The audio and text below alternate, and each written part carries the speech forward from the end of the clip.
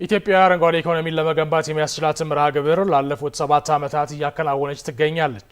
ሐምሌ 2011 ዓ.ም በአንድ ጀንበር 353 ሚሊዮን ችግኞችን በመትከል የተጀመረው የአረንጓዴ አሻራ መርሃ ግብር እነሆ 7 ዓመታትን አሳልፎ የ2018ቱ 8ኛ ዙር የአንድ ጀንበር የችግኝ ተከላ መርሃ ግብርን ለማካሄድ 5 ቀናት ብቻ ቀርቶታል። ኢየሩሳሌም ፈለቀ ያዘጋጀችልን መረጃ አለ።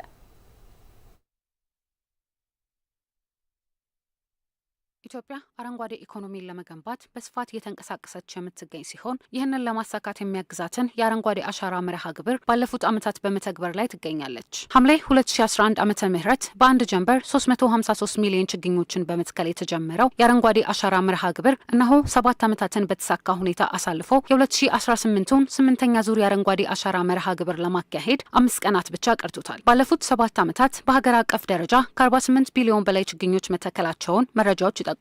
በጠቅላይ ሚኒስትር ዶክተር አብይ አህመድ አነሳሽነት በ2011 ዓ.ም ይፋ የተደረገው የአረንጓዴ አሻራ መርሃ ግብር 4.7 ቢሊዮን ችግኞችን በመትከል ነበር ይህን ለዓመታት የዘለቀ ታሪካዊ ጉዞ የጀመረው። መርሃ ግብሩ በሀገር አቀፍ ደረጃ የነበረውን የደን ሽፋን ከ17.2 በመቶ ወደ 23.6 በመቶ ያሳደገ ሆኗል። በኢትዮጵያ በተፈጥሮ ሀብት መመናመንና በግብርና መስፋፋት ምክንያት በ20ኛው ክፍለ ዘመን መጀመሪያ ላይ 40 በመቶ ገደማ የነበረው የደን ሽፋን ወደ 3 በመቶ ገደማ ዝቅ ብሎ የነበረ ቢሆንም ይህን ተጽዕኖ ለመቀየር ሰፊ ስራዎች ተከናውነዋል። ይህ የአረንጓዴ አሻራ መርሃ ግብር የተራቆቱ መሬቶችን በመመለስ የደን ሽፋንን በማሳደግና የሀገሪቱን የምግብ ዋስትና በዘላቂነት ለማረጋገጥ ያለመ ታሪካዊ እንቅስቃሴ ነው። ባለፉት 7 ዓመታት በተካሄዱ ተከታታይ ዘመቻዎች በመላው ሀገሪቱ በሚሊዮን የሚቆጠሩ ዜጎች በተሳተፉበት ሰፊ የችግኝ ተከላ፣ የውሃና አፈር ጥበቃ እንዲሁም የተፋሰስ ልማት ስራዎች ተከናውነዋል። እስካሁን በተሰሩ ስራዎች አስደናቂ አሃዛዊ ስኬቶች ተመዝግበዋል። በመጀመሪያው ምዕራፍ ከ2011 እስከ 2014 ዓመተ ምህረት 25 ቢሊዮን ችግኞች የተተከሉ ሲሆን በሁለተኛው ምዕራፍ በተደረጉ ጥረቶች አጠቃላይ የተተከሉ ችግኞች ቁጥር ከ48 ቢሊዮን በላይ ደርሷል። በተጨማሪም በአንድ ጀንበር የተካሄዱ ልዩ የችግኝ ተከላ ዘመቻዎች ከፍተኛ ስኬት ያስመዘገቡ ሲሆን በ2011 ዓ.ም 200 ሚሊዮን ታቅዶ ከ353 ሚሊዮን በላይ፣ በ2015 ዓ.ም 500 ሚሊዮን ታቅዶ ከ566 ሚሊዮን በላይ፣ በ2016 ዓ.ም 600 ሚሊዮን ታቅዶ ከ615 ሚሊዮን በላይ እንዲሁም በ2017 ዓ.ም 700 ሚሊዮን ታቅዶ ከ700 ሚሊዮን በላይ ችግኞችን በአንድ ጀንበር በመትከል ዓለም አቀፍ ትኩረትን አግኝቷል። አሃዛዊ መረጃዎች እንደሚያሳዩት በሀገሪቱ የደን መመንጠር መጠን ከ1992 እስከ 2015 ባሉት ዓመታት ውስጥ በ69.8 በመቶ ቅናሽ አሳይቷል። በየዓመቱ ይጨፈጨፍ የነበረው 92000 ሄክታር መሬት ወደ 27000 ሄክታር የቀነሰ ሲሆን ከእርሻ መሬት የሚሸረሸረው አፈር ከ130 ቶን በሄክታር ወደ 54 ቶን እንዲሁም ወደ ውሃ አካላት የሚገባው አፈር ከ1.9 ቢሊዮን ቶን ወደ 208 ሚሊዮን ቶን ዝቅ ማድረግ ተችሏል። የስነ ምህዳር ጥበቃና የችግኝ ተከላ ስራው የሀገሪቱን የደን ሽፋንና የካርቦን ክምችት በከፍተኛ ሁኔታ ማሳደግ ችሏል። በ2011 ዓ.ም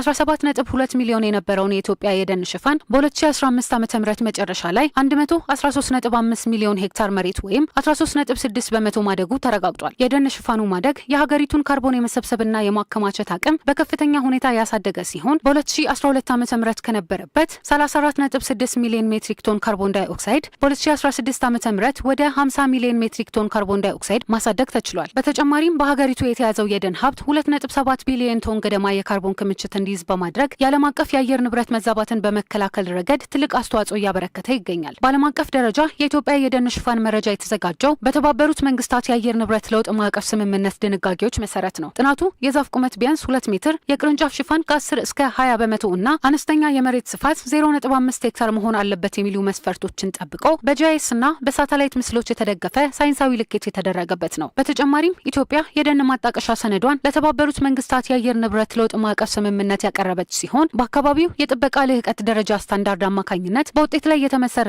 የካርቦን ፋይናንስን ከዓለም አቀፍ ለጋሾች ለማግኘት የሚያስችላትን የቅድመ ዝግጅት ስራዎች ያጠናቃለች። የኢትዮጵያ አረንጓዴ አሻራ መርሃ ግብር ፋይዳ ከሀገር ወሰን አልፎ ለቀጠናው ሀገራት መትረፍ የቻለ ታላቅ የጋራ ሀብት መሆን ችሏል። የድንበር ተሻጋሪ ተፋሰሶች በደን እንዲሸፈኑ መደረጉ የታችኞቹን የአባይና የቀይ ባህር ቀጠና ሀገራት የውሃ አካላትን ከደለል ሙላት በመጠበቅ የጎርፍ አደጋን በመቀነስና የአፈር መሸርሸርን በመከላከል ረገድ ትልቅ አስተዋጽኦ አለው። በተጨማሪም ኢትዮጵያ የአረንጓዴ ዲፕሎማሲን በመከተል ለአጎራባች ሀገራት ለጅቡቲ፣ ኬንያ፣ ሶማሊያ፣ ደቡብ ሱዳንና ሱዳን የፍራፍሬና የደን ችግኞችን በማጋራት የቴክኒክ ድጋፍና የእውቀት ሽግግር በማድረግ በምስራቅ አፍሪካ ቀጠናዊ የአየር ንብረት መረጋጋትና የተፈጥሮ ሀብት ትስስር ላይ ግንባር ቀደም አዎንታዊ ተጽዕኖ ማሳደር ችላለች። ኢትዮጵያ የአየር ንብረት ለውጥን ለመከላከል ያሳየችው ቁርጠኝነትና ያስመዘገበችው ተግባራዊ ስኬት በዓለም አቀፍ ደረጃ ከፍተኛ እውቅናን አትርፎላታል። ሀገሪቱ 32ኛውን የተባበሩት መንግስታት የአየር ንብረት ለውጥ ጉባኤ እንድታዘጋጅ በዓለም አቀፍ ደረጃ መመረጧ የዲፕሎማሲ ከፍታዋንና የቀጠናዊ ተሰሚነቷን ማሳያ ነው። እስከ 2027 ሀገሪቱ ታመነጫለች ተብሎ ከሚጠበቀው አጠቃላይ የካርቦን ልቀት ውስጥ 70.3 በመቶ ያህሉን ለመቀነስ በተቀመጠው ሀገራዊ ግብ መሰረት ኢትዮጵያ እስከ 2022 ዓመተ ምህረት የደን ሽፋኗን 30 በመቶ ለማድረስ እየሰራች ትገኛለች። ይህ ሂደት ዛሬን በትጋት በመትከል ለአፍሪካና ለዓለም አቀፉ ማህበረሰብ የሚተርፍ የተስተካከለ የአየር ንብረትና ዘላቂ እውቀትን ለትውልድ የማስተላለፍ ስልጡን ሀገራዊ ራዕይ እውን እየሆነ መምጣቱን ያረጋግጣል። 7 ዓመታት የድል ምዕራፎችን በደማቅ ሁኔታ ያስመዘገበውና ሀገራዊ መልክዓ ምድራችንን በለወጠው የአረንጓዴ አሻራ መርሃ ግብር ተስፋ እንትከል በሚል መሪ ቃል 8ኛውን ዙር የችግኝ ተከላ ዘመቻ በይፋ ለማስጀመር 5 ቀናት ብቻ ቀርተውታል። የዘንድሮ መርሃ ግብር የድሮን አሰራር በማዘመን በጂፒኤስ ቴክኖሎጂና በመለያ ቁጥር የታገዘ ጥብቅ ስርዓት በስፋት የሚተገበርበት በመሆኑ የተተከሉትን ችግኞች የመጽደቅ መጠን ከፍ የሚያደርግ ነው ተብሏል። ከዚህም በላይ የአረንጓዴ ልማት ጉዟችንን ወደ ላቀ ደረጃ ለማሸጋገር የሀገሪቱን የደን ሽፋን ከጊዜ ወደ ጊዜ እያሳደገና የምግብ ዋስትናን ከማረጋገጥ ባለፈ የኢትዮጵያን የአየር ንብረት ጽናት ለቀጣዩ ትውልድ በድል አድራጊነት የሚያሻግር ታላቅ ምዕራፍ ይሆናል።